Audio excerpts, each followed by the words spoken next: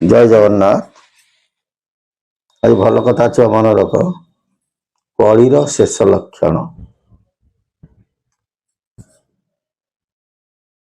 अनेक व्यक्ति विशेष कहती किए कह कलिजुग सरीगला ना केत जन कहती कलिजुग आहरी अच्छी। केते व्यक्ति मध्य कहती कली सरीबार शेष समय किसी लेखा नहीं। मन रखी था जुग को जुग यही मत परमानंद ये जगत एमती सत्य तेता द्वापर कली केते गला पुणी जीव किंतु जुगर जो परिवर्तन घटे बा समय जो परिवर्तन घटे किसी छुतुक लक्षण जना पड़े।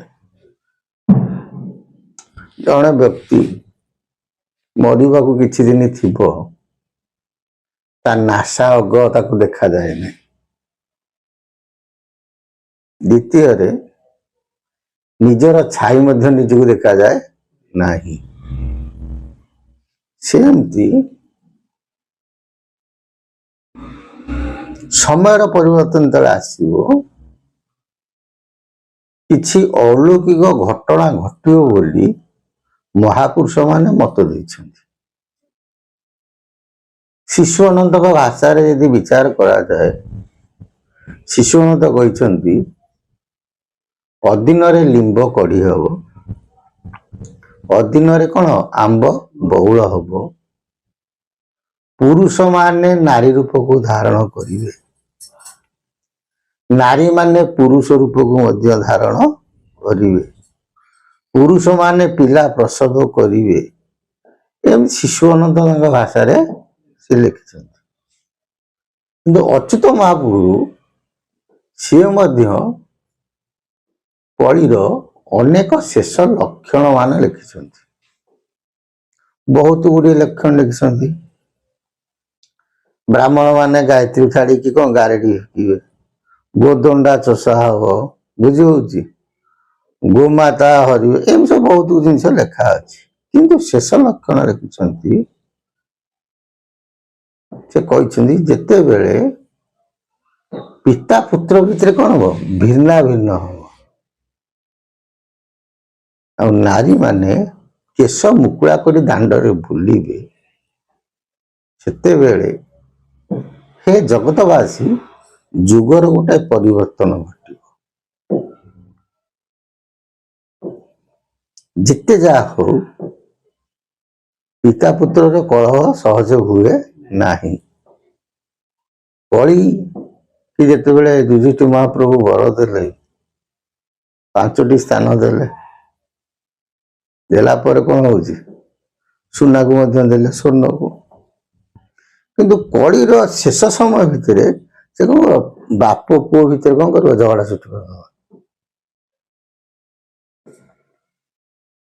माँ मानकर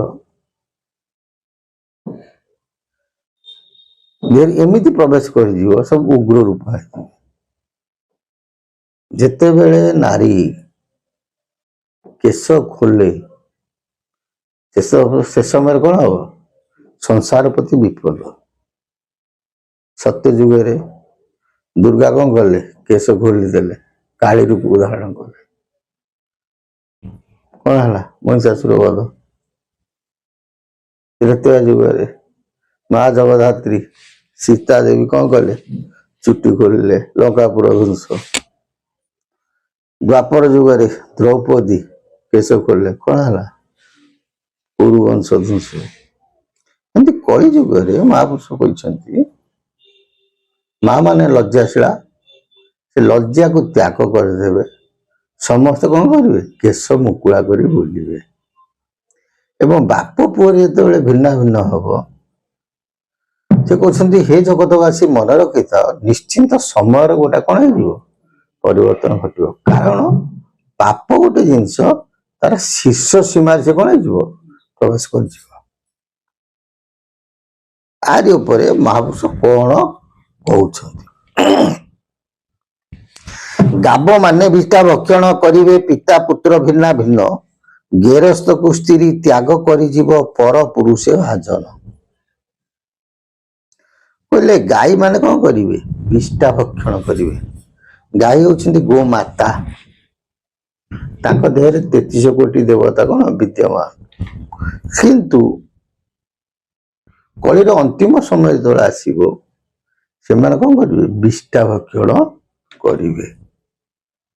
ପିତା ପୁତ୍ର ଭିନ୍ନ ଭିନ୍ନ, ବାପ ପୁଅ ସେଇଠୁ କଣ ହେଇଯିବେ?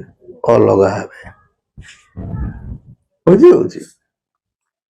ଗେରସ୍ତକୁ ସ୍ତ୍ରୀ ତ୍ୟାଗ କରିଯିବ ପର ପୁରୁଷେ ଭାଜନ।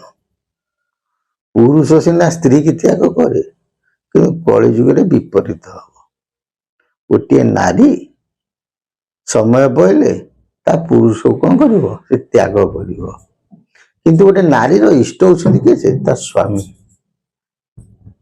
ସ୍ୱାମୀ ଗୁରୁ ସ୍ୱାମୀ ପରମ ବାନ୍ଧବ, ସ୍ୱାମୀ ସେବା ନାରୀ ଧର୍ମ, ସ୍ୱାମୀ ପଦମତି ଅର୍ଚ୍ଚନାରେ ଭକ୍ତି କରୁଥିବ ନିତ୍ୟ କର୍ମ। ଜଣେ ମା ଲୋକର ଇଷ୍ଟ ହଉଛନ୍ତି କିଏ? ସେ ତାଙ୍କ ସ୍ୱାମୀ। ତାଙ୍କର ଦ୍ୱିତୀୟ ଦେବତା କିଛି ନାହିଁ। ସେ ଯଦି ଅନ୍ୟ କୌଣସି ଓଷା ବ୍ରତ କରିବେ ସ୍ୱାମୀର ନିର୍ଦ୍ଦେଶ ନେଇକି କରିବା କଥା, ଯାହା ଶାସ୍ତ୍ର ମୁତାବକ ବିଚାର କରାଯାଏ। କିନ୍ତୁ ବର୍ତ୍ତମାନ ସମୟରେ ତମେ ଦେଖ ଅନେକ ସ୍ତ୍ରୀ ସ୍ୱାମୀକି ତ୍ୟାଗ କରି କଣ କରୁଛନ୍ତି? ପଳେଇ ଯାଉଛନ୍ତି। ପୁଣି କହୁଛନ୍ତି କଣ? ନାରୀ ମାନେ ଦାଣ୍ଡେ ବୁଲିବେ ଖୋଲି ଦେଇଣ କେଶ, ଅସତ୍ୟ ବଚନ ନୁହଁ କହେ ଅଚ୍ୟୁତ ଦାସ। ନାରୀ ମାନେ କେଶ ଖୋଲି କଣ କରିବେ? ଦାଣ୍ଡରେ ବୁଲିବେ। ଯେତେବେଳେ ବୁଲିବେ ଇଏ ଜାଣିବ ଯେ କଳିର ଶେଷ ସମୟ ଆସିକି ପହଞ୍ଚିଲା, ଏ ବାଣୀ ଅସତ୍ୟ ନୁହେଁ। ବର୍ତ୍ତମାନ ତମେ ଦେଖ ସହର ବଜାର ଚୁଆଡେ ଯାଅ, ଅତୀତରେ ଆମ ବୋଉ ମାନେ ମା ମାନେ କଣ କରୁଥିଲେ? ଓଢ଼ଣା ଦଉଥିଲେ। ତାଙ୍କ ମୁଣ୍ଡରୁ କଣ ହଉଥିଲା? ଓଢ଼ଣା ଖସୁ ନଥିଲା। ବର୍ତ୍ତମାନ ସେ ଓଢ଼ଣା କୁଆଡେ ଚାଲି ଗଲାଣି ନା ନାହିଁ? ତେଣୁ ଏଇ ଯୋଉ ଲକ୍ଷଣ ଗୁଡିକ ଯେତେବେଳେ ଆସିବ ତମେ ଜାଣିବ କଣ ହେଇଯିବ? ନିଶ୍ଚିନ୍ତ ଆଗକୁ ଗୋଟେ ସମୟର ପରିବର୍ତ୍ତନ ଘଟିବ। ମହାପୁରୁଷ ଯାହା କହିଥିଲେ ବର୍ତ୍ତମାନ ତା ସବୁ ଘଟିଗଲାଣି। ଏଇ ଯୋଉ ନାରୀ ମାନେ ଏମିତି ଗୋଟେ ସମୟ ଆସିବ, ମନେ ରଖିଥାଅ।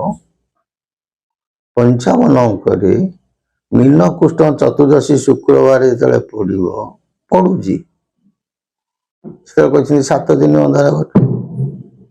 ସେଇ ସମୟରେ ନାରୀ ମାନଙ୍କର ଗଳା ଫାଟିଯିବ। ସେମାନେ ସବୁ କଣ ହେବେ? ଯୋଗିନୀ ରୂପକୁ ଧାରଣ କରି ନିଜର ସ୍ୱାମୀ କି ମଧ୍ୟ ମାରିଦେବେ। ଆମେ କହୁନୁ, ତମେ ଅର୍କିତ ଦାସଙ୍କର ମହାପ୍ରଭୁଙ୍କ ଗଳ୍ପ ଦେଖ, ଅଚ୍ୟୁତଙ୍କର ମୋହ କଳ୍ପ ମଧ୍ୟ ଦେଖ। ଏକଥା ମହାପୁରୁଷ ବାରମ୍ବାର ଜଗତକୁ ଚେତନା ଦେଇଛନ୍ତି। ଏକଥା କେବେ ଅତ୍ୟୁକ୍ତି ହବ ନାହିଁ। ତେଣୁ ସମୟ ହଉଛି କଣ? ଖୁବ ନିକଟ। ଏଥିରୁ ତରିବାକୁ ହେଲେ କେବଳ ଗୁରୁ କୃପା, ଦ୍ୱିତୀୟରେ ପ୍ରଭୁ ଶ୍ରୀ ଜଗନ୍ନାଥଙ୍କର କରୁଣା। ଦ୍ୱିତୀୟ ବାଟ ଆଉ ନାହିଁ। ଜୟ ଜଗନ୍ନାଥ। ସେ ପ୍ରଭୁଙ୍କ ସଦିଚ୍ଛା ପୂର୍ଣ୍ଣ ହଉ। ବୋଲ ଆନନ୍ଦ ଏକ ହରି।